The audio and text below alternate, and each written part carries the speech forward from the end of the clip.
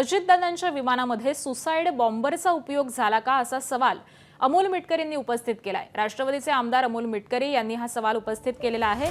विमानातील पायलटला संमोहित करण्यात आलं होतं का असं देखील अमोल मिटकरी यांनी सवाल उपस्थित केलाय। आम्हाला व्हीएसआर कंपनीवरती संशय आहे असं मिटकरी म्हणतात। तर 50 कोटींचा विमा काढून हे कृत्य करायला लावलं का असा देखील सवाल हा अमोल मिटकरी यांनी उपस्थित केलाय। 1 वर्षापासून त्यावर सारी बंदी होती आणि असं नादुरुस्त विमान ते दादांना दिलं गेलं। व्हीएसआर विमानाचा जो पायलट आहे तो पायलट वेळेवर बदलला गेला। पहिल्या दिवशी दादा बाय रोड पुण्याला जाणार होते, ते पण प्रोग्राम चेंज झाला। त्या संदर्भात सीआयडी चौकशी सुरू आहे।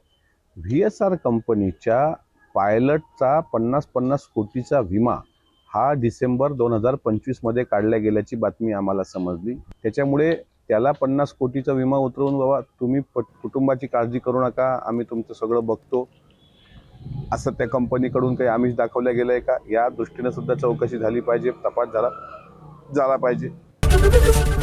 एबीपी माझा, उघडा डोळे बघा नीट।